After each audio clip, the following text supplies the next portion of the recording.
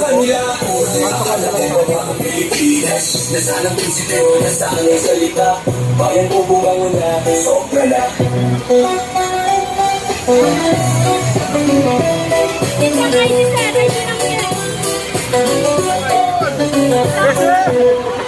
Akala ko ba ang Pilipinas?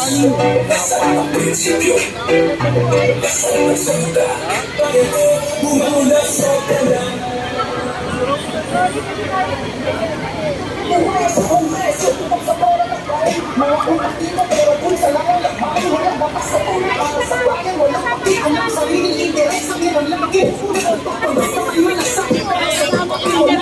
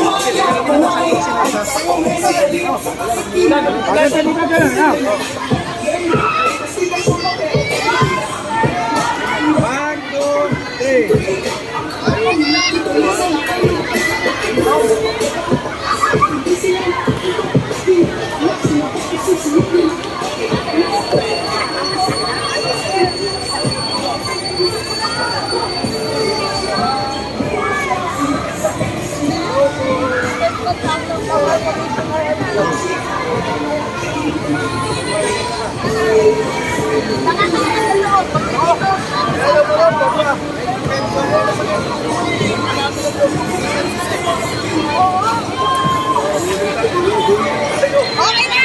Sama-sama tayo pumasok! Oh. Oh, doon ka na, sa ano.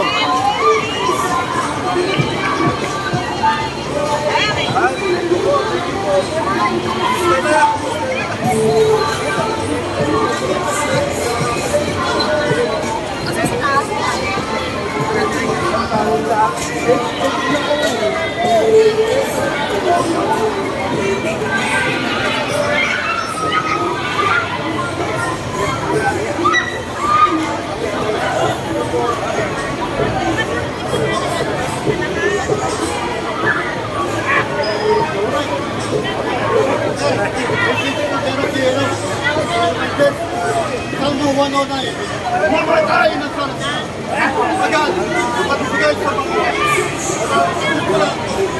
Mamatay! Salmo 109. Ha! Bagus naman. Yes, kasi ako baso. Mamatay na sa mga.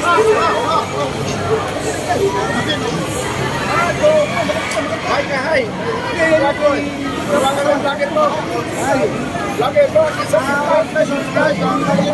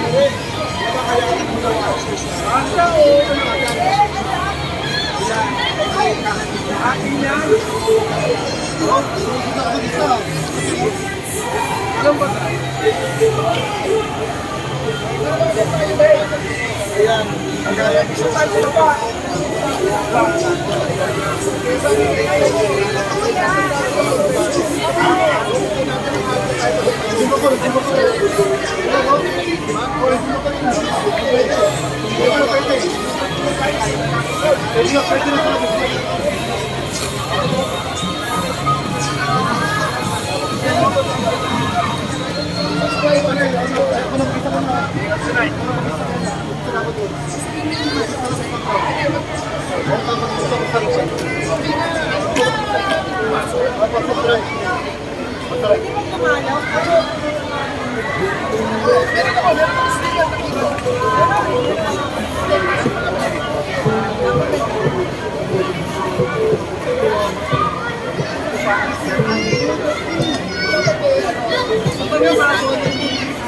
Ano, wala siya dito. Ang serving ko na dito siya. Ano, maluwag ko magkakit.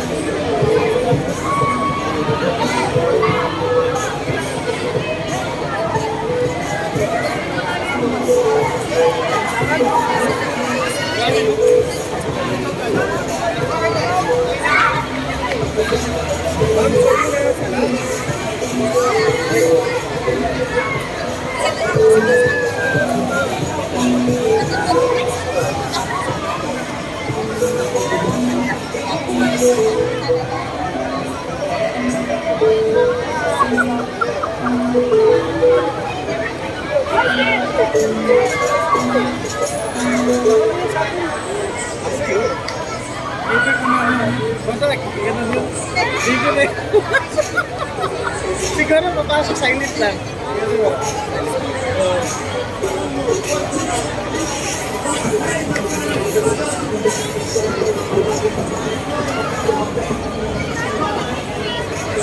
Mainit, mainit.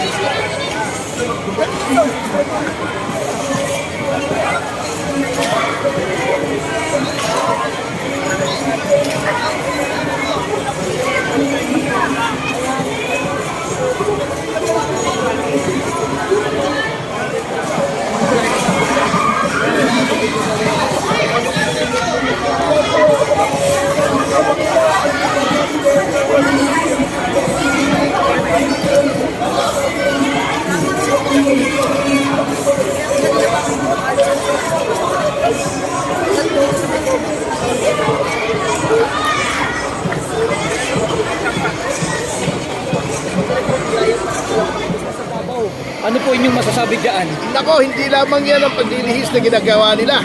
Ang Davao, nakita nila kung gaano kaganda, di ba? O ngayon, biglang nabuhay yung kay Atong Ang sa Bumero. Pagkatapos, nakasuhan si Bong Revilla. O, double purpose yung pagkaso kay Bong Revilla eh. Diversion na. Sinisira pa nila si Bong Revilla kasi ombudsman ang magkakaso, di ba? Si Boying. Di ba? Mga politiko rin ng mga Revilla sa lalawigan ng Cavite. O gusto nilang masolo ang politics sa lalawigan ng Cavite kaya sinisira nila mga Revilla. O style bulok yan eh ng Remulla Brothers. Thank you po. Salamat po, Atty. Thank you po. Bible, pakilagay mo na rin. Ayan, no? Sa Bible, kasalain mo. Bible, Salmo 109. Malakas. Mamamatay na sana siyang agad at ibigay na lang sa iba Ang katungkulan niya. Hindi tayo nagsabi niya na, nasa Biblia yan. Bible. Opo. Bible verse, Yan sa Bible verse mga bayan, no? Salmo 109. Salamat, sir. Ayan po. Salmo 109. Opo. Mamatay na sana siya. Ayaw magpanis ng buhok. Wala naman tayo sinasabi kung sino siya. Akong. Kasi, nung binenta nila yung presyo, tingnan nyo, huwag kayo maniwala sa akin, baka binobola ko kayo eh. I-fact check nyo sa internet. Yung presyo ng pinagbentahan nila, tumaas ang presyo ng ginto. Hindi bumababa. Ginto yan eh. That's the best, that's the safest investment. Alam nyo ba kung magkano ang nalugi sa gobyerno dahil nagbenta sila ng ginto? Mga 2-3 taong nakaraan. Kontra sa presyo ngayon, nalugi ang ating gobyerno ng 200 bilyon. 200 bilyong piso. Alam nyo, hindi ako naniniwala na maling diskarte yan eh. Knowing this government, may kumita dyan. Hindi gagalaw itong gobyernong ito nang walang kita. Kaya nga sinasabi nila, ang malaking achievement daw ni Ginoong Marcos is that he is very big on peace and order. Alam niyo ba yan, kasama Jing? Malakas daw sa ano daw, ang si Marcos Jr. daw ay very big on peace and order. Kasi pag may proyekto, sasabihin niya, I want a big piece of this, I want a big piece of that. That's an order. Kaya peace and order. Oh, ito pa ang isang malaking kalokohan. Alam nyo, yung Maharlika Fund, Maharlika pa talagang ang pangalan eh. Halatang halata. Alam nyo po, may mga bansang may sovereign fund. Dubai, UAE, Abu Dhabi, China. Ngunit, etong sovereign fund, yan po ay kapag labis-labis po ang kita ng isang pamahalaan. Yung surplus na sinasabi nila, yung sobra, ini-invest para kumita. Sa tingin nyo ba ang Pilipinas may sobrang pondo? Paano pinulsa na? Okay, eto nakakatawa ha. Alam nyo ba mga sovereign funds? Huwag kayong maniwala rin sa akin, i-fact check nyo. Yung pinakamalaki po, sa isang Nordic country, trilyong dolyar. Yung sa Dubai, $1 billion. 600, 700 billion ang sovereign fund. Maganda pong pondo. Alam nyo ba kung magkano lamang ang sovereign fund natin sa US dollars? Nakakahiya partner, bariya. $2.26 billion lang. Kulelat halos tayo sa sovereign fund. Kailangan para mag-deliver ng pera. Ano ang pangalawa niyang sinabi? Ang sabi niya, kami po ay nagdi-deliver ng pera kay Martin Romualdez. Nagulat po ako nang sabihin na yun. At hindi ko maintindihan.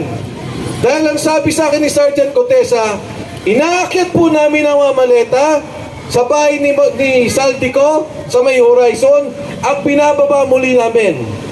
Sabi ko dun sa 45, ilan ang binaba ninyo? 35 ang binaba po namin. Sabi ko, Sarge, parang ang hirap naman noon. Inaakyat nyo pa ang maleta, pagkatapos ipinababa nyo muli, isinasakay ninyo. Sabi niya, sir, hindi ko rin po alam kung bakit. Ang sinabi pa niya, na hindi pa ho na sinabi sa komite, sir, nagulat ako.